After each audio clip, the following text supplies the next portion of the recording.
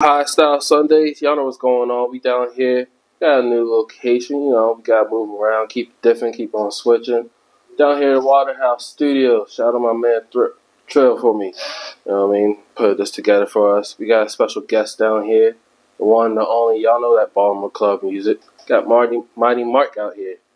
What's going on, man? What up, what up, what up? I'm happy to be here. What's going on? Not much. Appreciate you. We got all the sponsors in the building. Shout out LaBoca.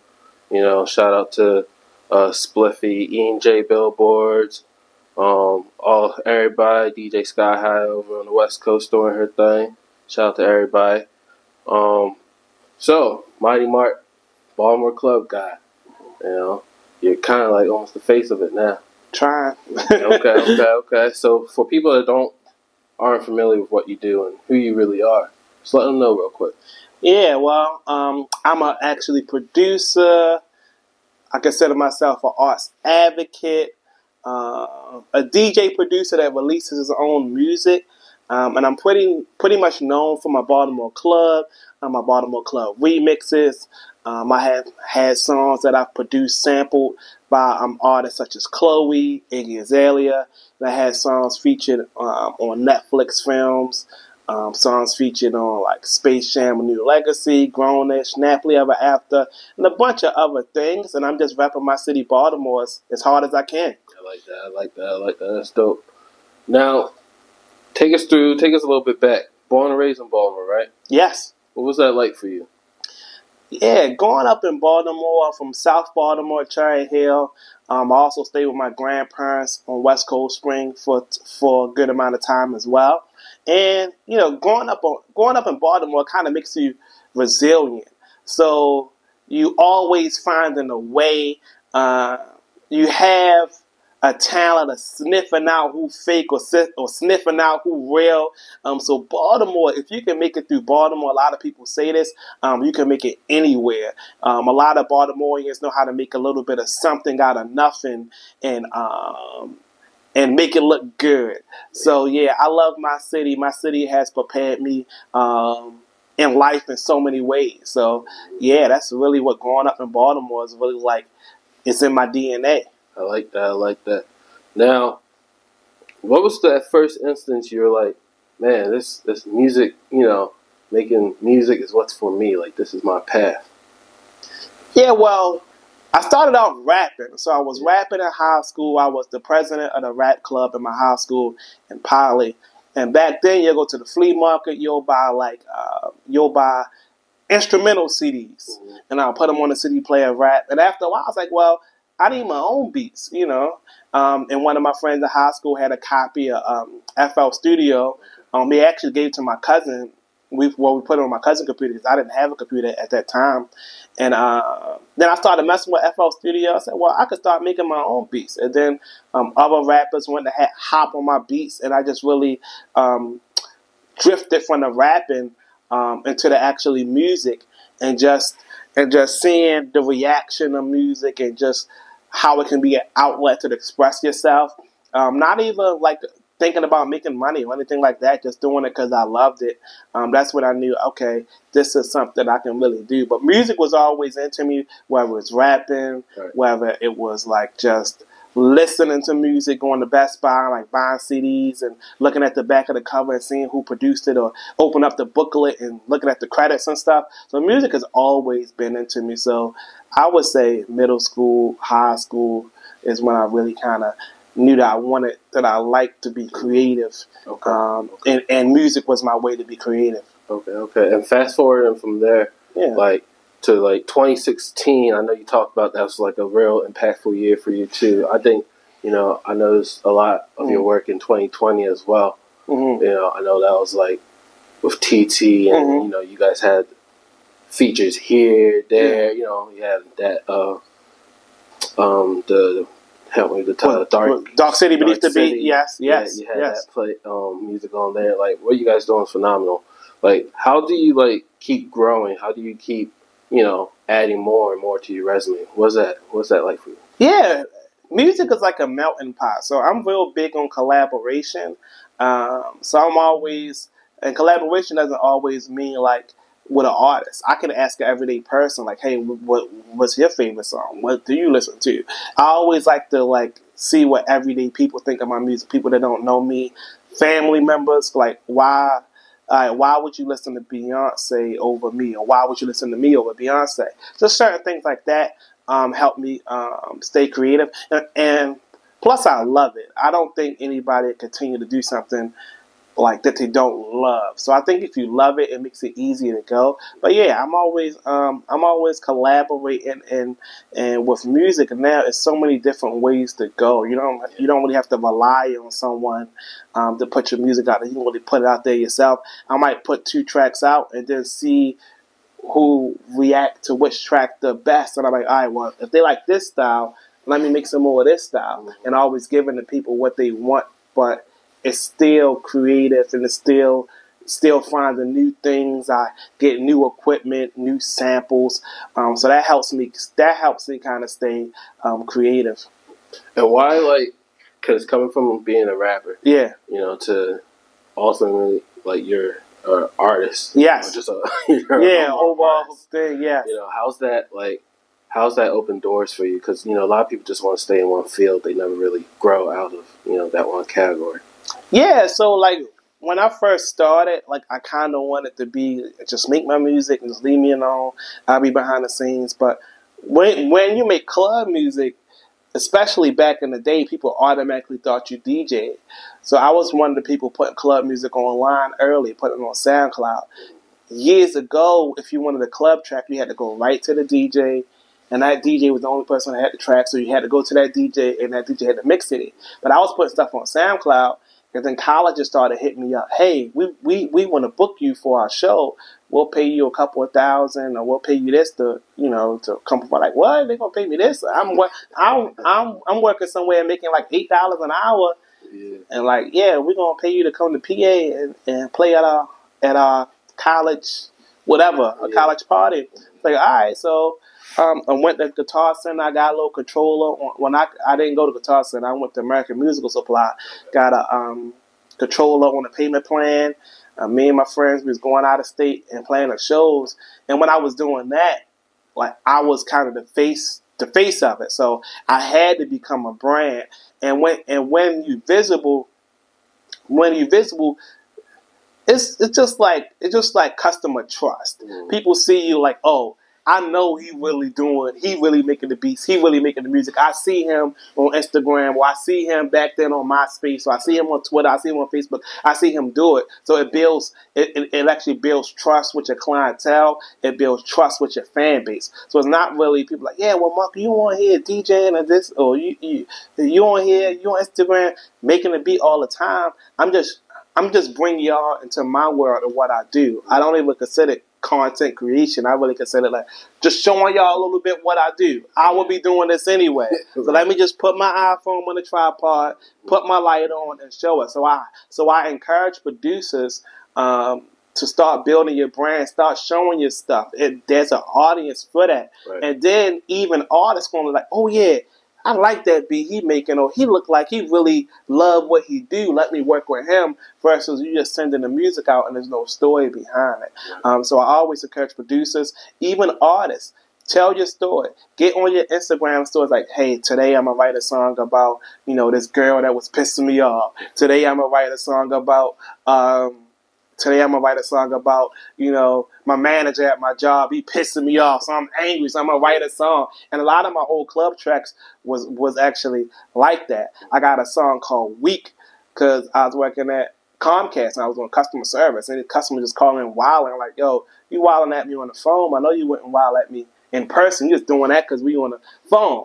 So I made a song called Weak Ass Bitch. And I sampled 3 6 Mafia when it said Weak Ass Bitch. And then TT heard yo, I love this song. I know some weak ass bitches too, so I'm gonna rap on it too. So a lot of my songs came from that light. But yeah, this is the age where you can showcase. You got a full-fledged production studio. You can make beats on your phone. You can do camera. You can do video. So yeah, go ahead and tell your story, and that'll help build your brand organically. I like that. And I want to ask you. With a lot of the labels, yes, Mm. They just did some massive layoffs. They combining companies, and a lot of people look to the producers and the DJs, especially now, because they're kind of like saying like, "Hey, radio's kind of dead." Right. So how do you feel like you fit in that as a, you're up there, Yeah, one of them people, right, that actually still have, you still have stuff going on, right? It really affects you, but at the same time you can rise above it. So how's that go for you? I mean, I feel like if you just gotta take ownership and yourself. It's your dream, so you can't like, all right, I'm gonna make all this music, I'm gonna build up my dream, I'm gonna build up my audience. Then you take it to a label and you expect them to build your dream to go with your dream, and it's not theirs. Right. And it might even be somebody in a label that ain't never really put the work in. It's somebody higher up at the label that made the label, but they just got a job there and they telling you, hey, we need you to do this.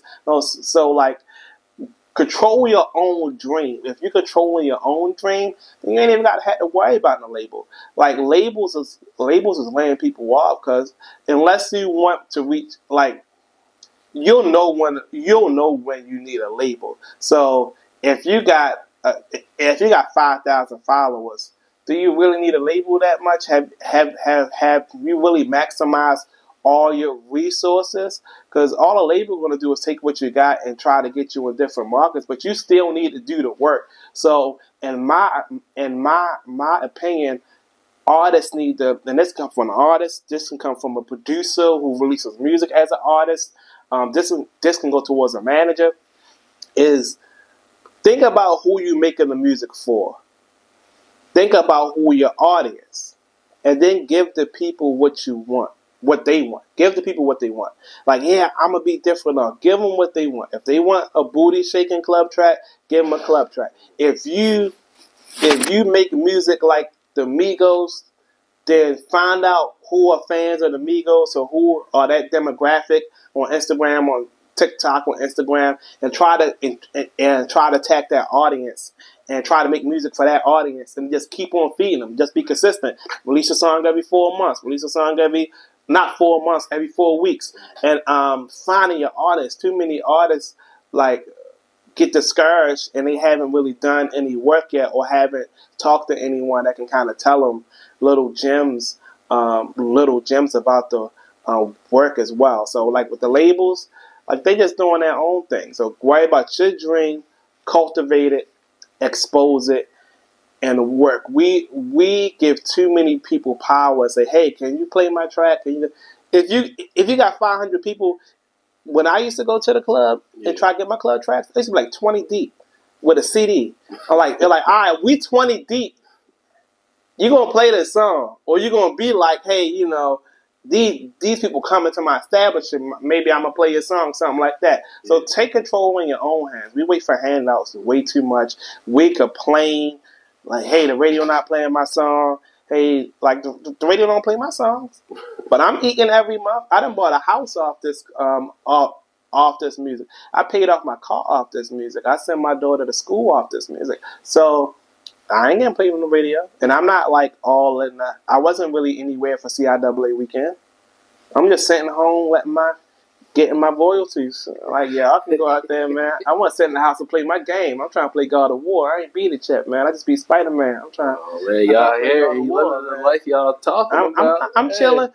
But you gotta be willing to do the work. Yeah, you gotta be willing. I'm the president of the Maryland Volunteer Lawyers for the Arts. Absolutely. So I had a meeting there from 10 to 12. And then after that, I didn't do no lunch. They asked me to do a shout out before I left. I came here. By like 2:40, I gotta go get my daughter. So by like a little bit after 2, I gotta be out of here because I go to Savage, Maryland, and pick up my daughter. And then tonight, I gotta do some more content. Yep. So I'm not, and I still got a wife. My wife need to be entertained. My daughters need to get entertained. I gotta clean up the house. I gotta put gas in the car. Yeah. So a lot of people don't really want to do the work. Like, I wake up every day thinking about how I'm gonna build my brand, how I'm going to get my music out there. And putting the work and doing the work, has got you on places like, first of all, you and TT have done phenomenal work together. Y'all have gotten placements everywhere. Mm-hmm. I want to talk about one of your recent placements. on Netflix. Yeah. With it's a comedy place. Yeah. Help me with the name. I'm gonna say Stavy, but it's Stavros. Halkias. Yeah. And he actually went to Poly with me. Okay. And a lot of things is built on relationships too when it comes to music. Always treat people nice and be respectful. Because when you get to my age, I'm about to be 35 this year. It's people and places that are growing up along with you, and you might not see them every time as well. Yeah. Like, let's say me and Miles was cool. We didn't hang around every day. But if I walked in like, yo, that was that nigga that was an asshole in school, I might have turned around. Because I don't got to do the interview, but you got to, all that little stuff come back. Yeah. So Stavros went to school with me and him, and he went to Roland Park with me as well. And Stavros used to crack little jokes and stuff. And we just say, what's up? And then in high school, I used to, in middle school, I used to rap. We used to have Freestyle Fridays based off of 106 in Park. So he was doing he got his first Netflix comedy special. Yeah. And this whole time, me and him haven't had any real interaction since high school and stuff. But he's been messing on Twitter. Yeah, I see you doing your music, man. I remember when you was doing it in high school and doing middle school. And he hit me up. So sometimes a placement can be somebody just finding your music online. But this, like, and comedy specials don't have a lot of music. So my music is prominent in the beginning and it's prominent at the end. So that was just because my man's, he doing good in the comedy, he blowing up, he looking at seeing me. It's a lot of people that's waiting for Baltimore to bubble up. But he see me working, I see he working. And then I did he does a skit where he becomes this character Ronnie. And he go like, he's like a crazy Ravens fan as well. So like in the back of my head, I was like, well, let me take one of his tracks. So let me make it a club track. And he did that. And I just did that off the strength. It wasn't no money like, oh, he's supporting the Ravens. It's Baltimore. We think we going to the Super Bowl. We didn't. And let me take it and let me chop it up and let me just throw it out there. And he appreciated it. And he like, yo, I love that track, Mark. And he shared it. And he has, I think he has probably, he gotta have over 200,000-300,000 followers, even more than that. So just that cross collaboration, like I said, and just keeping your ear to the pulse of what's going on as a music producer, as an artist. Like if you were an artist and you can sing, and you see like, okay, Cardi B got a new song trending, why not do a singing version of it? Yeah. Why not do, and that don't take no time, because set your phone up on a tripod, vertical, go to Amazon, get a little mic, and you're good. So if you're not doing that, and I'm doing that as the DJ, as the producer, you're not working. So don't come to me about, yeah, yo, put me on something. You're not working. I don't want to work with people that I got to create the whole game plan for. Yeah. I like to come in, and the artist they're playing might not be 100%, but at least you got, hey, Mark, I ain't got no money for no beat, but like, I got this videographer, and I want to drop a song every month, and I'm going to do this, I'm going to do this, I'm going to do that. I might say, you know what? Just give me something on the back end, and I'm going to give you this beat, and you try it out, and we see how it works. Yep. But people like, yo, I'm trying to hop on the beat. Like, what does that do for me? Like, it gotta be a half and half relationship, you know. People just want to ask. People don't ask how you doing. People don't say, "Hey, Mark, how you doing today? You get something to eat? You good? How your family doing?" People like, "Yo, Mark, I'm trying to rap over a club beat. Yo, you should send me something because I'm the hottest in the city." I'm like, okay, hot as in what? Mm-hmm. Yeah, because anybody, like, if you're the hottest in the city, you wouldn't have to tell me. They ain't gotta tell me that. It's gonna show. It's gonna come across. Yeah, man. That's it right there. Yeah, it's gonna come across. Don't tell me you the hottest in the city, man. I don't have to speak myself up. I'm not like a glorious person. Yeah. Like a lot of people back they used to call themselves like, I'm the king of club. I'm this. I'm that. I don't really like people gonna say what they gonna say. Like, put the work up. Put the numbers on the board. Like, people are going to say what they're going to say, but I don't really claim that because people say that for me. So I'm not really about that. So as soon as you come to my inbox, I'm the hottest, something like, mute. Yeah, Keep it moving. Keep it moving. All right, I got a couple more questions. I'm here for you. Yeah, I got want to ask you these questions. Okay.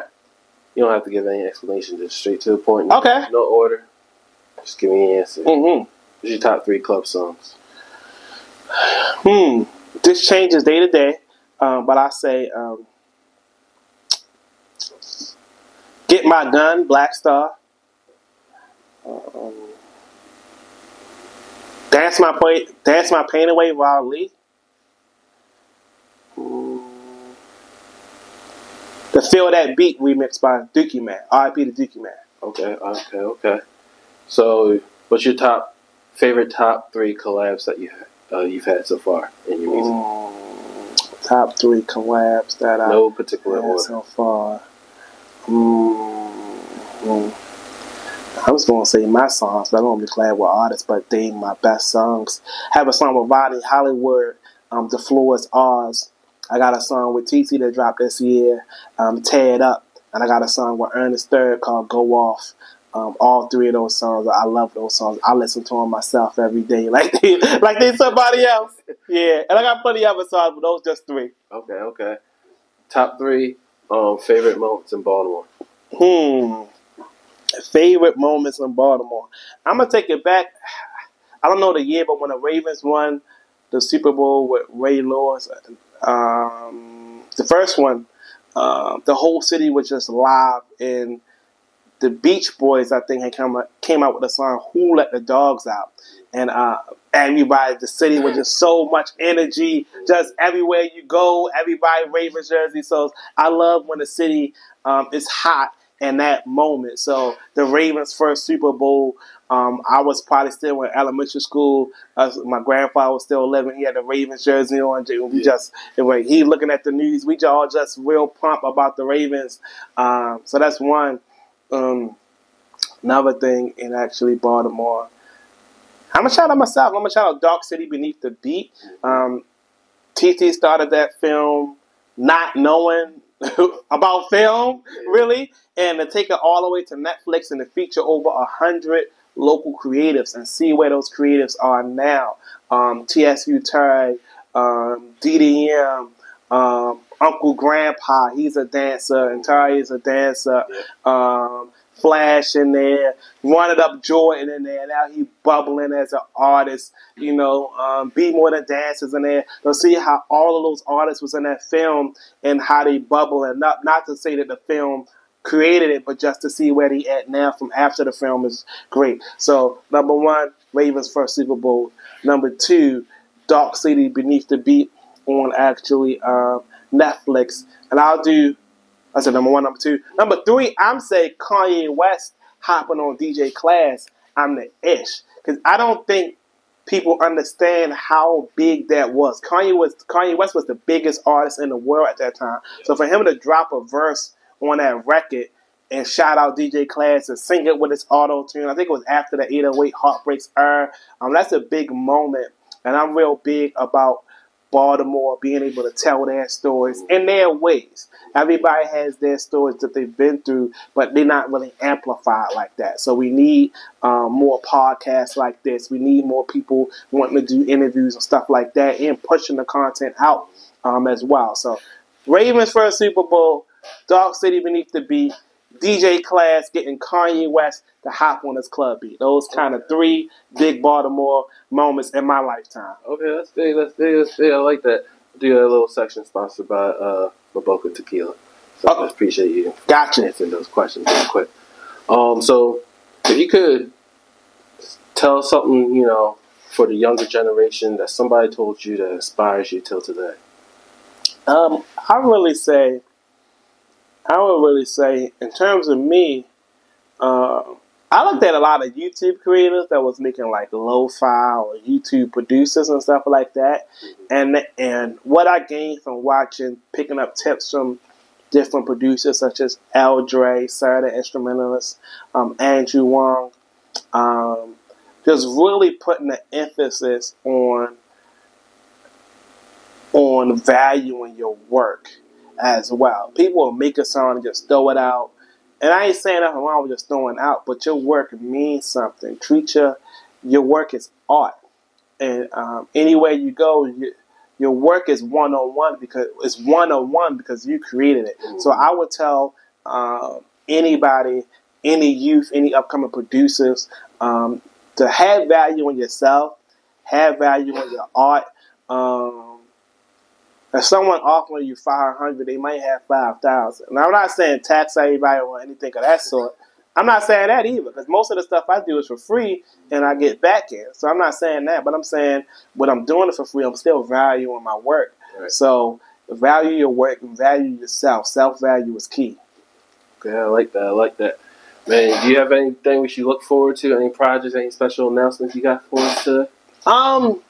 Well, I just want everybody to follow me at I Am Mighty Mark. I'm trying to build my audience up, but I also want people to follow that really are interested in actually music. I'm not the person that just trying to, hey, I'm just trying to have 100,000 followers and like 5 comments, and people don't really listen to the music. So listen to my music.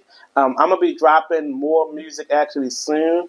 I'm producing for artists. So, yeah, just stay tuned. And if you follow me, you'll stay tuned for the updates. Yeah, absolutely. Check out his Instagram. He's dropping tutorials almost like, what is it, like almost every other day or something? I'm trying to stay consistent. Yeah, I like that. So definitely tap in with him. Man, I appreciate you pulling up on us here. We're at the Waterhouse Studios, Mighty Mark. Appreciate you once again. Man, shout out to you, everything you're doing. Keep on going, inspiring a lot of people. Man, y'all know what's going on. It's High Style Sundays. Appreciate that. Let's go.